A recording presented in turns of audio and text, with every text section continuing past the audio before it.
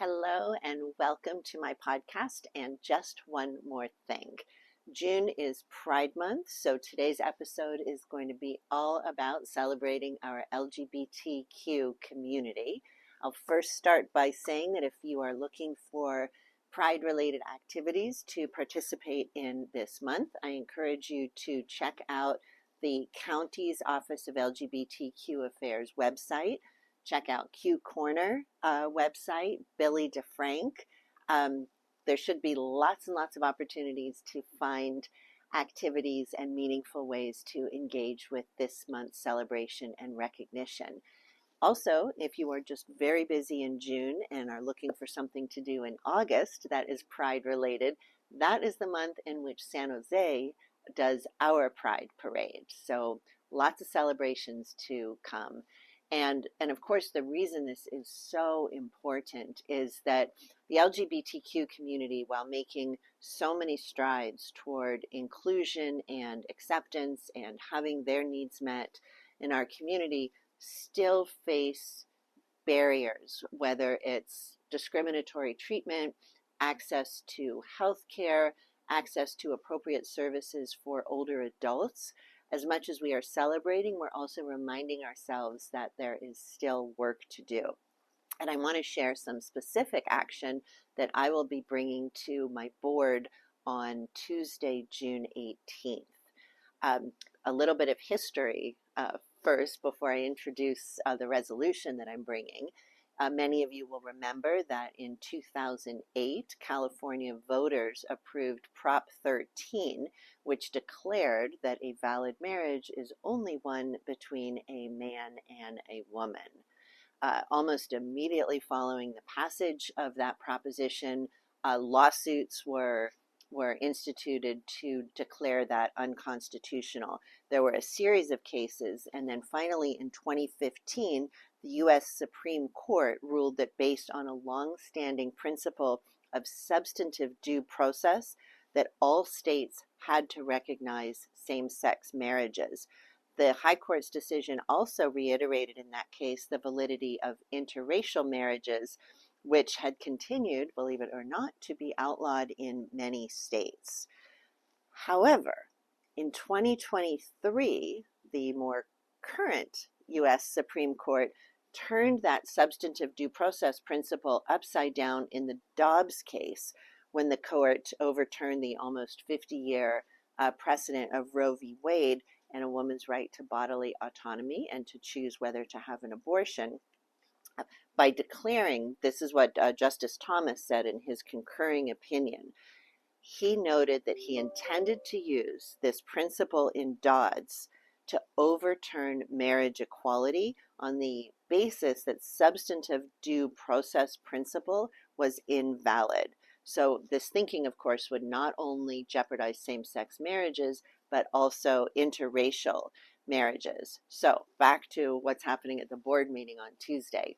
Even though Prop 8 is unenforceable currently, the Supreme Court's action could change that. So we need to get it out of our Constitution altogether. California State Assembly member Evan Lowe and California State Senator Scott Wiener have introduced ACA 5, which will appear on the ballot in November, and that will essentially remove the provisions of Prop 8 and reaffirm the validity of marriage as a fundamental right, regardless of a person's race, ethnicity, religion, gender identity, or sexuality. So I will be introducing a county resolution that seeks to support ACA 5. So if you are seeing this before June 18th, maybe join us or share your support for this resolution. And if you're looking at it after, hopefully the news will be that this resolution passed unanimously, and we are standing on the side of marriage as a fundamental right for all people. We'll be back in a moment when I introduce my guest for today.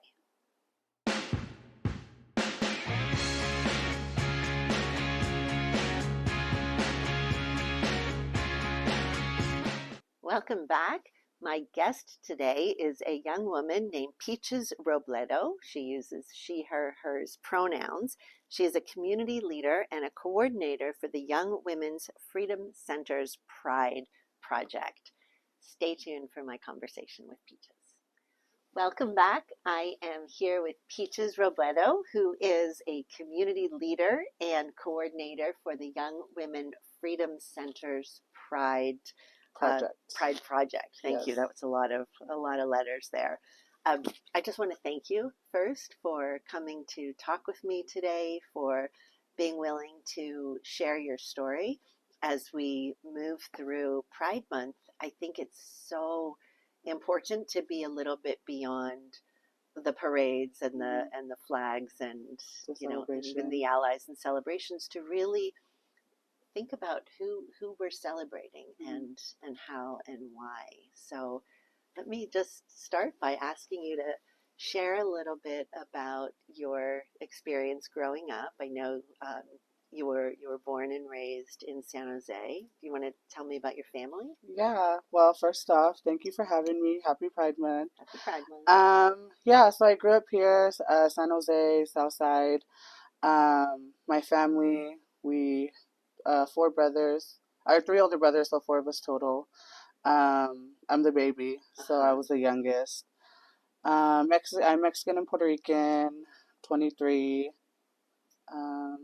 Yeah, we were just like a Mexican household. I grew up in the hood, in community. Yeah. Around what age did you start to understand or realize that your assigned gender didn't match who you felt like, who you knew yourself to be? Honestly, from my earliest ages, I've always known. I always knew I was different, and it's hard to say, like, well, what do you mean different? Right. You just know, like, what's understood doesn't need to be explained. So I always knew I was different. But I feel growing up, being LGBTQ or being who I was wasn't accepted, so I got labeled a gay boy. So I grew up a gay boy before I was able to grow up a trans woman. So from until I was 18, I was a gay boy. I was labeled as a gay boy. That didn't feel right to you? No, it didn't, because I always knew I wasn't gay. I was never attracted to like gay men. I always always knew I wasn't gay. I was always attracted to straight men, and I always knew I wasn't, like, something's just not right. Like from like earliest ages, like I know, like I've always like sat down to use the restroom. I've always just like little things that I caught on, like boys don't do that. Interesting. Yeah.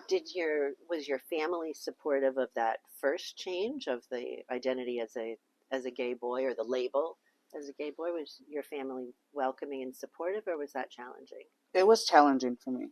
Only because, like I said, I grew up in community, so it wasn't really something common. Like being gay wasn't something that you've seen all the time. I grew up like there was like gangs like in the streets, so it wasn't really gay. But it was pretty hard for me. Like I said, I grew up a gay boy until I was 18, and once I turned 18, I told my family, I'm gonna start wearing makeup. I'm gonna start getting my nails done. Were you deliberately waiting until you were 18? Yes. To do Oh yeah. Interesting. Because I would always, I always had girlfriends. Like all my friends were mainly girls, so they would come over. They would do their makeup. Like we would stay up late at night. I would do my makeup, and then I would get caught and get in trouble. So I was like, I know when I turned 18, like I'm gonna do this, I'm gonna do that. Like nobody can tell me anything. So I feel once I turned 18 is when I was like, this is who I am, and this is what it is. And I remember telling my mom, like, you're either going to accept it or you're going to lose a relationship with your child. And I hope she... Now we're besties. Now we go get our nails done. Oh, I love that. Now she actually took me to my first Pride when I turned 18. So, yeah. Oh, that makes me so happy. But I've always heard, like, my mom always knew from, like, at a young age, like, Mom's no shit. My mom knew, yeah.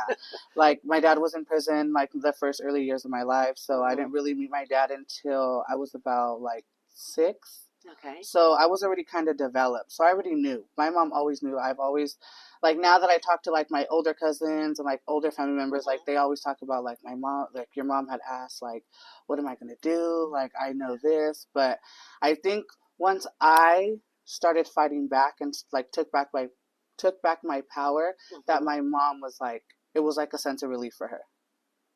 That's amazing. Oh, I love to hear that. Is your story and experience when you talk to other friends in the LGBTQ community, is that rare? Is it typical? Is it what in this generation, kind of what are young adults, your Gen Z or Gen Alpha? I don't know what it's called anymore. It's one of those two. I think it's Gen Z. I thought so too, but now I'm hearing that they're Gen Alpha. Is that like the younger generation, or like like the leads of it? Oh, well, that could be. Yeah. Anywho, are people of your age, whatever we're calling the generation, finding that it's easier now to own their trans identities and are they finding more family acceptance? I feel like for me, a lot of relationships that I have in the LGBT community, like that have who are also trans, their stories are a little bit different because their families sometimes are more accepting. Like we're more accepting than mine was. I feel like some of them already have acceptance, but I feel like now as more trans people come out with their stories, it's making it easier for the next generations. What was high school like for you? High school, it's kind of tough. It was like some of like my best years, but also some of like my darkest years. I feel like I had the best years because I built relationships that I still have today, but then it was also really hard because I didn't get to experience high school the way that I wanted to, and like the gender that I wanted to. Like, I wasn't like at prom I wear a tuxedo, you know. So it's just like little things where it was hard. You should get another prom. Yeah. Or another chance to be fabulous. What would you wear? Oh, I don't know, something extra. Of course. Yeah, something full of diamonds, like head to toe. I would do it all. Oh, yeah. I love that. What advice or recommendations would you make either to young kids or teens who are feeling that they're not able to express their identity, and to parents who may have that inkling that there's something different about my kid, but I'm not sure what?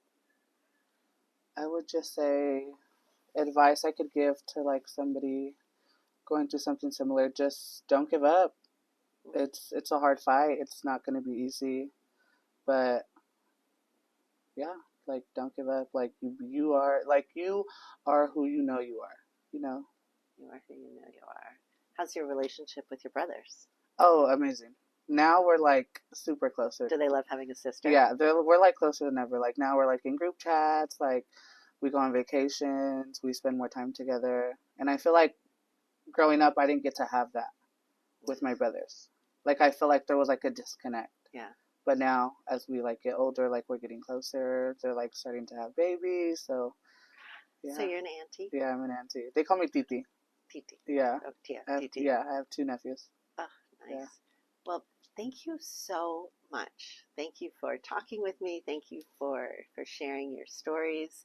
I hope not just as an ally and another community member, but that you'll connect with me as a policymaker and somebody with some degree of influence in our community to just be helpful and useful in any way I can. I would love to do that. Yeah, of course. I would love to connect. All right. Awesome. Thank you. Thank you so much.